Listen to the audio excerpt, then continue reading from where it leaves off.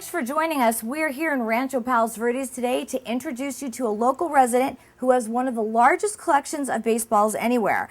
Now, a collection of this size would easily cost over 6 figures, but she didn't pay a dime for the baseballs or the signatures. We're here with Joanne Ordway. Joanne, I want you to tell us the story about the season tickets and how this all started. Okay, well, it was many years ago, back in the 80s. Our son was playing Little League, and you know, we'd obviously go to all the games, and I would do the scoring and so on and so forth. And my dad would, and Walt, my husband, would take Scott to the baseball, to Dodger Stadium. And Michelle and I and my mom would stay home. They said, well, why don't you come? No, that's okay, you go.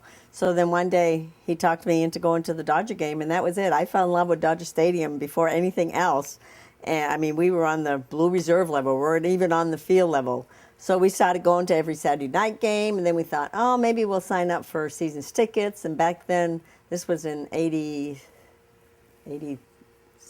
I think, 86, 85. There was actually a 3-year waiting list for season tickets, yes, wow. Which is not even heard of these days. Right. Right. But so anyway, we finally got on in 88.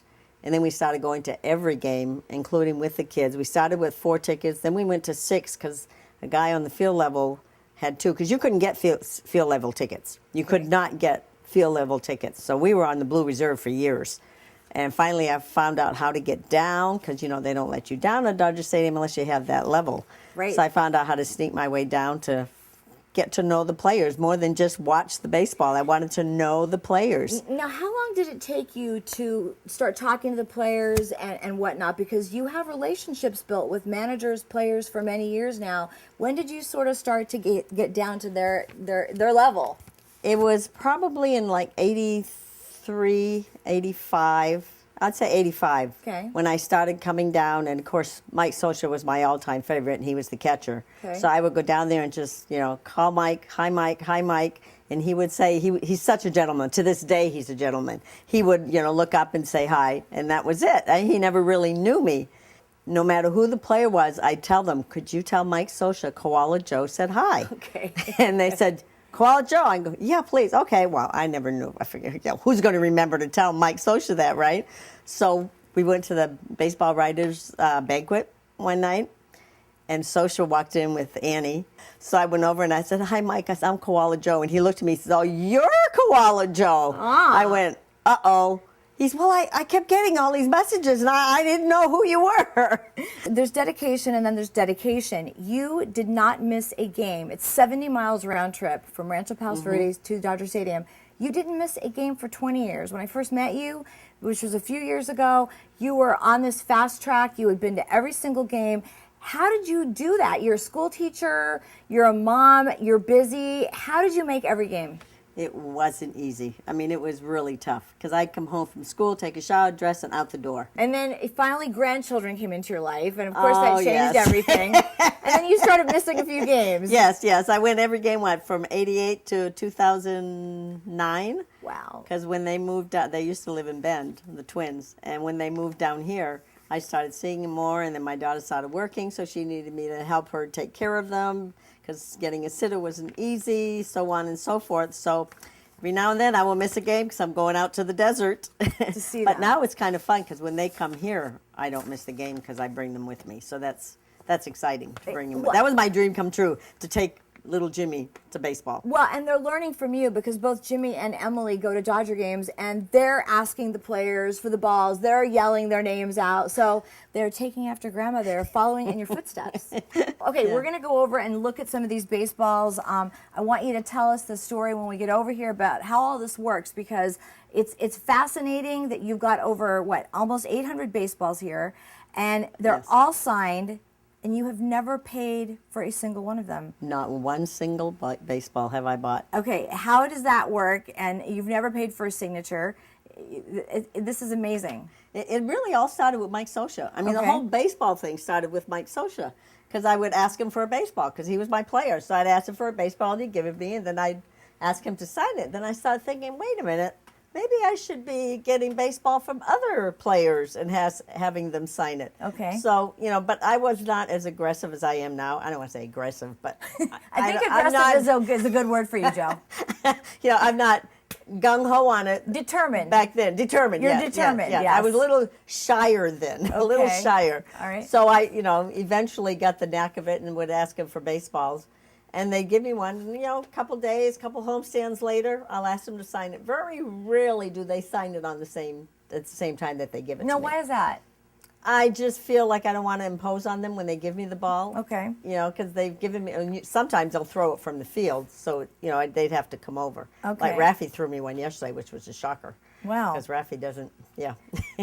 Now, do any of the players ever think you're selling the balls? What do they think you're doing with all these balls? Well, that's interesting because Andre Ethier Yeah. didn't want to give me balls. And I asked him for one day, and he said, "You have too many balls." He said, "They're all the same." I said, "No, they're not." He said, "Yes, they are." And he looked at the ball in his hand, and he walked off. So that night I came home, and I took a picture, whatever, the best one I could take of the Right. bats and the baseballs. And I came in the next day, and I said, "Andre, come here." And so he come over. I said, "See this? This is why the baseballs aren't all the same. First you give it to me, then you sign it, then it goes in the cube. Right. And then it goes on display right here." Oh, okay. Yes, that and he was- kind of walked away. It was quite a look on his face when Yes. he was looking at the picture too, if I recall. Yes, Yeah, yes, it was yeah. pretty He was a amazing. little shocked. Now, I know every year you try to get the whole team. Right. How difficult is that? Very, Okay. very. I think this is probably going to be the only year I did it. I come shy of one or two Okay. every year. No, you're halfway through now. How are you doing? Really well. Really well. Oh yeah. All these are this year's. Wow. Okay. All these are this year's.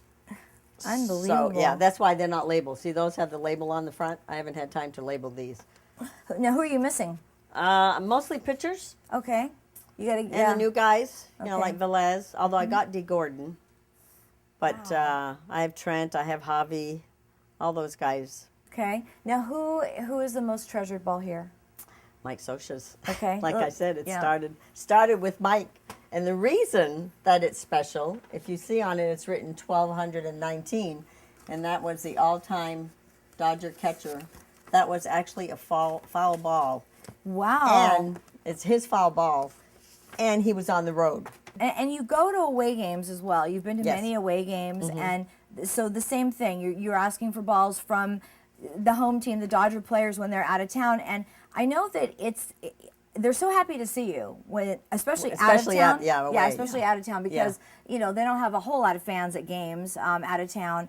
And I think that sort of helps with the relationship that you've built over years because they appreciate the fact that you're everywhere.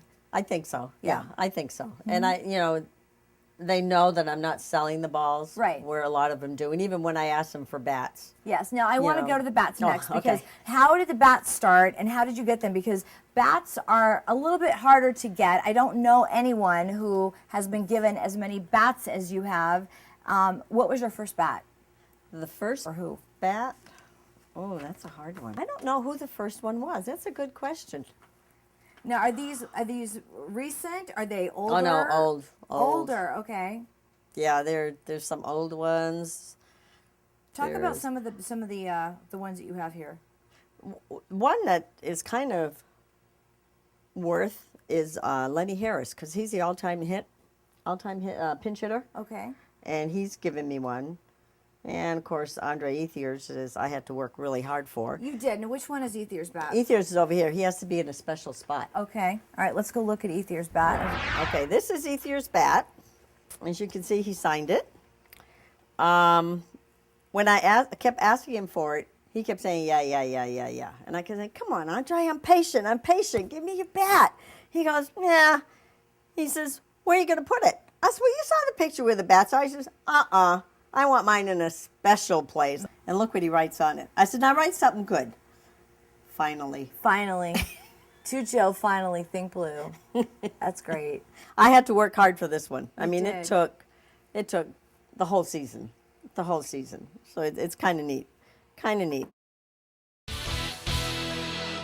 Joe's a great, great fan. You have great support from fans here at Dodgers, and I guess Joe was, one spearheading the whole effort. Now, in addition to baseballs and bats, Joe also has a collection of hats, which is very difficult to get. Now, how did you get these hats off their heads?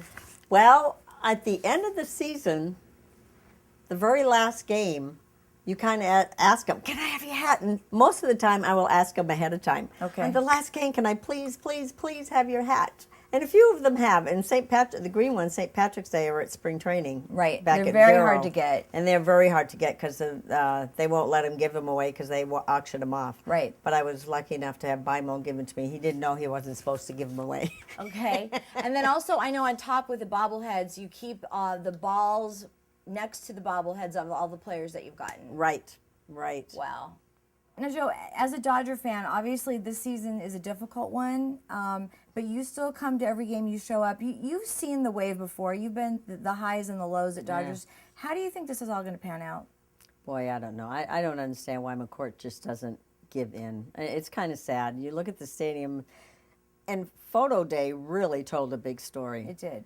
I mean, there was no one out there, and before you would get crushed trying to get in the front. This time, I mean, it was maybe 3 deep, and they had pushed the field back some for the photos. So it really said a lot. If they don't show up for Photo Day, the other night for the 4th of July was the first time.